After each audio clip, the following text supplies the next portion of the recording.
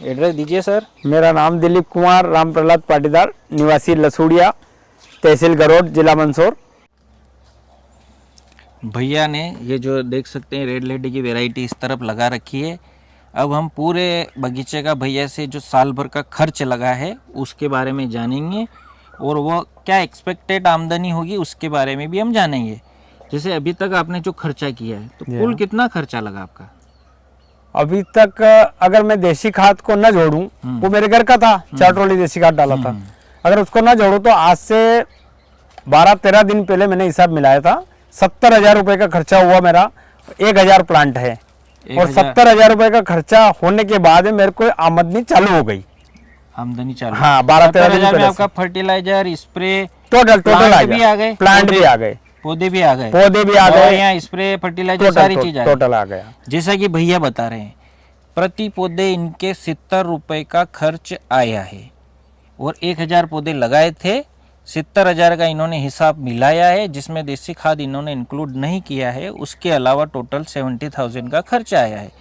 अगर देसी खाद भी मिला देते हैं अपन तो 4 ट्रॉली का 25,000 और मान लो। हाँ, तो लगभग 1 लाख रुपए मान लेते हैं, मोटा मोटी 1 लाख रुपए मान लेते हैं अपन। और अगर 1 लाख की अपन तुलना करके भी चले कि चलो 1 बीघे में या अपना 1.5 बीघे में पौधे पे जैसे अपन मान लो 100 रुपए, उसी चीज पे जा रहा हूँ मैं कि अगर उसकी तुलना भी करके चले अपन तो 100 रुपए प्रति पौधे का खर्चा हो गया। ये सब 70 हो रहा है, लेकिन मेरा देसी खाद भी गिन लेता हूँ तो 100 रुपए पौधे का खर्चा हो गया। और ऑलरेडी आज मान लो 30 मार्च को जो पौधा लगा था, जो क्रॉप 30 मार्च को तैयार करी थी, वहां से भी गिन लेते हैं। अगर आप सोयाबीन और सरसों मिला लो, 2 फसल आपकी फिर भी मिला लो, 40,000 पर सारा खेल खत्म हो जाता है।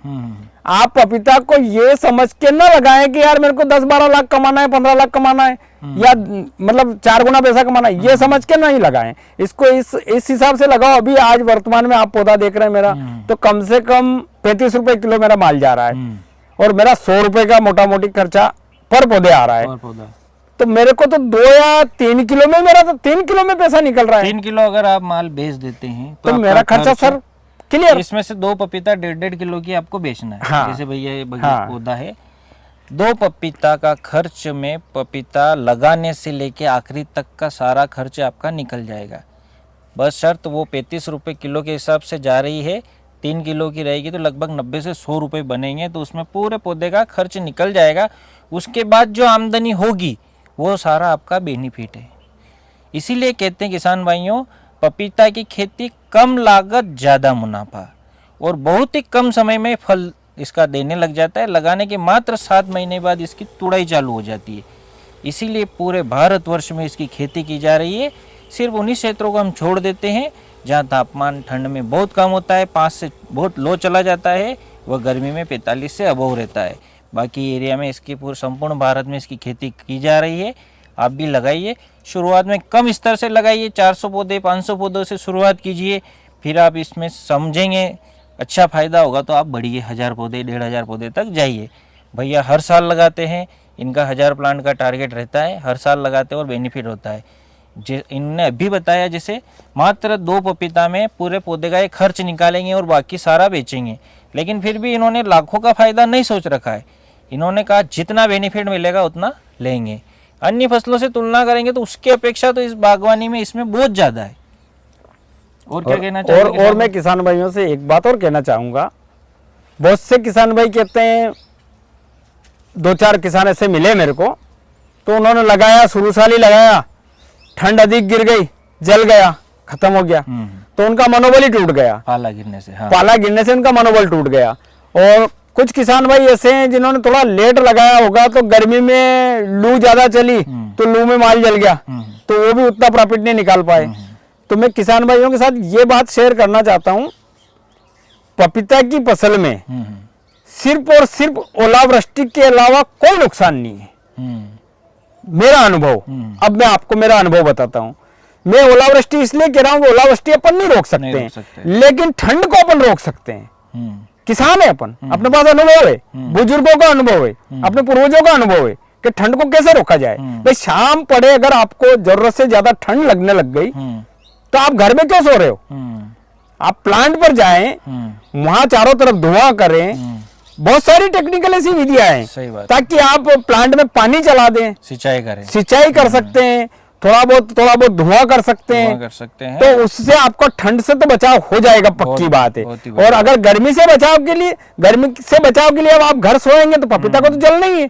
गर्मी से बचाव के लिए आप ठंडी बोरियां उसके ऊपर बांधे, कपड़ा बांधे, हाँ, तो मेहनत तो करना पड़ेगी आपको। इरिगेशन करें, हाँ? चारों तरफ मक्का लगाएं, क्लाइमेट ऐसा बनाए कि यहाँ आने के बाद में एकदम अपने को भी सुकून महसूस हो और टेम्परेचर थोड़ा लो हो जाए। सही बात है। भैया ने बताया जैसे, वैसे किसान भाइयों आजकल टेक्नोलॉजी आ गई है, मोबाइल के द्वारा हमें पता पाला गिरेगा। जैसे हम देख पाते हैं कि जैसे किसी भी तारीख को अगर पाला गिरने वाला है तो उससे एक दिन पहले हम सिंचाई कर दें, सल्फ्यूरिक एसिड का हम स्प्रे कर दें। इन तकनीकों से भी हम काफ़ी हद तक बचाव कर सकते हैं। वह पाले का एक समय हमें पता है, पाला लगभग दिसंबर और जनवरी, तो कोशिश तो करें कि मार्च में लगाए, पाला गिरेगा उससे पहले हमारी 40 से 50% हार्वेस्टिंग हो जाए। हाँ, वो हो जाएगी सर, तो हम रिस्क से बाहर हो जाएंगे। इतना खर्चा नहीं, सही बात खतरा नहीं रहेगा कि हम पाले से बिल्कुल नुकसान भी हुआ तो हमें कि हम सोयाबीन और उनसे तो आगे निकल जाएंगे। बिल्कुल पाले से अगर बचाव के लिए आपको सोचना है, मान लो अपने पास अनुभव नहीं है कब गिरेगा कब नहीं गिरेगा, तो पाले से अगर बचना है और तो आप थोड़ा जल्दी लगा लें इनको, फरवरी लास्ट में लगा लें, 10-12 फरवरी को भी लगा लेंगे तो कम से कम पाला गिरेगा वहां तक तो आप आधे बाहर हो जाएंगे, आधी फसल आप बेच चुके होंगे, तो आपको प्रॉफिट आधा तो हो ही जाएगा। सही बात है। और मेरे ऐसा अनुभव है कि उस टाइम आपको भाव भी ज्यादा मिल जाना चाहिए, ऐसा लगता है मेरे को कि फरवरी में अगर 12 लास्ट में अगर हम लगाते हैं तो अन्य किसान भाइयों की फसल नहीं आएगी, उससे पहले हमारी क्रॉप आ जाएगी, तो हमें भाव बहुत अच्छा मिलेगा, बहुत अच्छा। जैसे 35 भैया भाव ले रहे हैं तो दूसरे किसान भाइयों की फसल नहीं आई है, और थोड़े दिन पहले 45-50 भी था। नीमच मंडी में हमारे 55 रुपए किलो तक भी बिका है माल। किसान भाइयों 55 रुपए किलो एक पपीता आपका पूरे पौधे का खर्च दे रहा है, और कभी 15-20 रुपए किलो भी बिकता है। जब बहुत ज़्यादा फ्रूटिंग होती है, हार्वेस्टिंग एक साथ होती है, तो इसमें तुड़ाई लंबे समय तक चलती है। अभी अक्टूबर से चालू होगी तो जून जुलाई तक चलेगी, बीच में वेव आएगी, कभी ऊंचा रहेगा भाव कभी नीचा रहेगा। जब केले की सीजन या आम की सीजन होगी तो उस समय थोड़ा कम रहेगा, दूसरे फल आएंगे तो इसको थोड़ा भाव कम करेंगे, लेकिन उन फलों को समय व्यतीत होने पर फिर इसका पुनः भाव बढ़ जाता है। इसलिए घबराए नहीं, लंबी क्रॉप है। और सबसे महत्वपूर्ण किसान भाइयों, इसको बारिश में फ्लड इरिगेशन करके जून जुलाई तक ले जाएं, जुलाई अगस्त तक। अगर हम बारिश में अगर हमारा बगीचा लेके चले गए तो आप पूरा साल की जो इनकम और बारिश की इनकम को बराबर मान लेना। बारिश में आपको 2 से 3 गुना पैसा मिलेगा, और जो ज़्यादा मेहनत का नहीं रहता है, कोई स्प्रे कोई फर्टिलाइज़र कुछ नहीं देना रहता है, नेचुरल बारिश होती है, नाइट्रोजिनस पानी गिरता है, जिसके कारण पपीता बहुत ही मीठा लगता है, मार्केट में नहीं होता है, कंपटीशन आपका बिल्कुल नहीं रहता है, जिसके कारण आपके पैसे की पूरी भरपाई हो जाती है।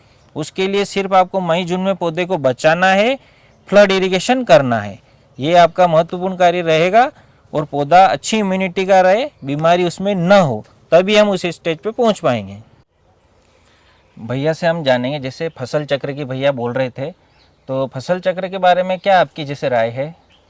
फसल चक्र के बारे में देखो, समय समय पर विश्वविद्यालय से भी बताया जाता है, और अपने पुराने बुजुर्गों का भी अनुभव रहा है कि फसल चक्र तो अपने को अपनाना चाहिए, हर बार नई फसल लगाना चाहिए खेत में।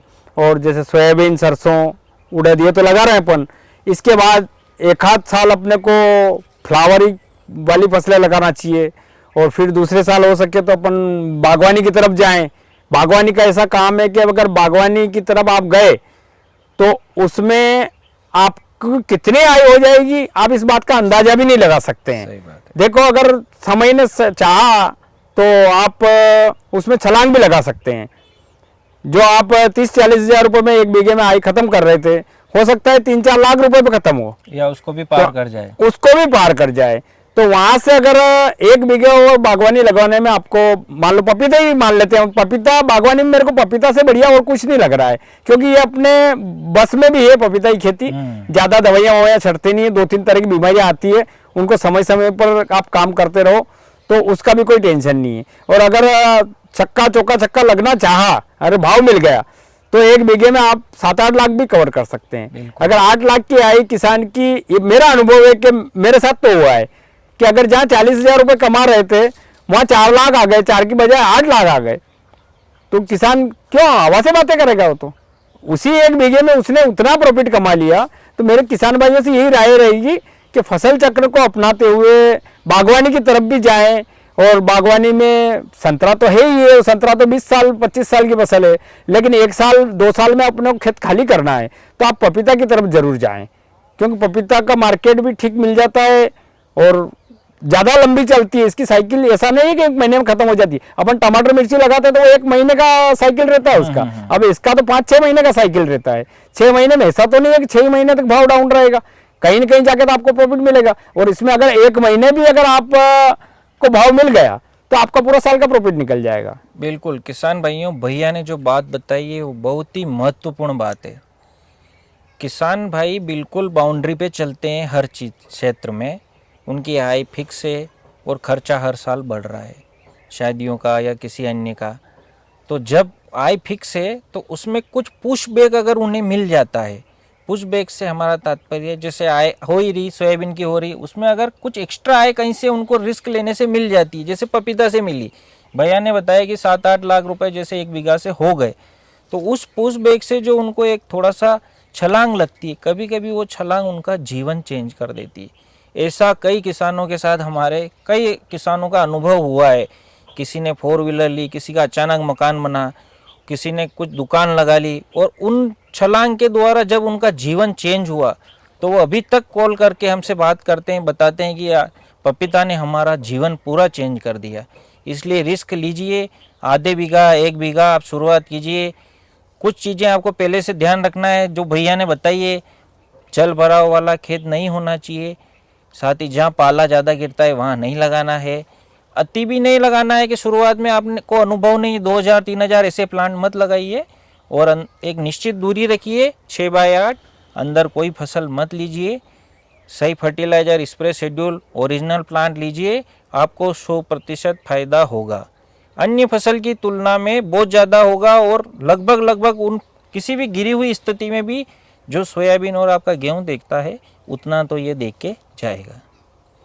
लास्ट में भैया का अनुभव लेंगे, बगीचे का बातचीत हुई लंबी चौड़ी काफ़ी, अब पूछेंगे उनसे कि कैसा क्या अनुभव रहा ओवरऑल, और नए किसान भाइयों से क्या कहना चाहोगे आप? देखो, मैं नए किसान भाइयों से यही कहना चाहूँगा, मैंने पहले भी कहा कि अपने को फसल चक्र तो अपनाना ही चाहिए, लेकिन फसल चक्र में यूँ पानी अगर भरा हुआ रहता है एक जगह, उस हिसाब से भी नहीं चलना चाहिए, बहते हुए पानी के साथ चलना चाहिए। मतलब जिस प्रकार से पानी बह रहा है तो अपना मान लो जो सिस्टम चल रहा है, भले वो राजनीति से देखो, किसानी जीवन से देखो, आपके आगे वाला या आपके पड़ोसी किसान कोई भी आगे चल रहा है, आगे निकल रहा है तो कैसे निकल रहा है उसके साथ बहना सीखो।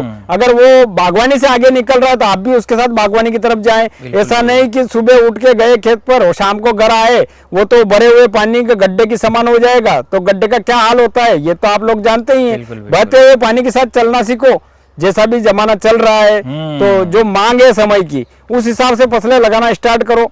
तो मेरा अनुभव तो ये है कि व्यवस्थित फसलें लगाओ तो उससे प्रॉफिट अच्छा होगा। भैया का यही कहना है, एक विजन रखिए, एक लक्ष्य रखिए और नवाचार के साथ आगे बढ़ते रहिए। रुके हुए पानी की तरह रहेंगे तो रुका हुआ पानी खराब हो जाता है, बहते हुए फ्लो में पानी की तरह चलिए, अच्छी कार्य करते रहिए, क्योंकि जिन चीज़ों ने परिवर्तन नहीं किया वो आज दुनिया से विलुप्त हो गई। जैसे कि बड़ी बड़ी कंपनियां, नोकिया, एम्बेसडर कार, जब अन्य मोबाइल वाले अपने मोबाइल में कैमरा लगा रहे थे, टच स्क्रीन बना रहे थे, उस समय नोकिया मोबाइल ने वो चीज़ें ध्यान नहीं दी। पूरे विश्व में 97% मार्केट पर नोकिया का कब्जा था, जो आज 2 से 3% भी नहीं रहा है। तो यही भैया अभी चर्चा कर रहे थे कि उन बड़ी कंपनियों ने परिवर्तन नहीं किया तो वो भी इस प्रतिस्पर्धी दौर में टिक नहीं पाए, तो हम तो फिर किसान हैं, कैसे सोयाबीन के भरोसे टिक पाएंगे? कि खर्चा बढ़ता जा रहा है तो हमें कुछ ना कुछ नया करना पड़ेगा। पहले के हमारे बुजुर्ग लोग थे वो रिस्क कम लेते थे, उनको डर रहता था। अब रिस्क लेने जैसी स्थिति है तो आप रिस्क लीजिए।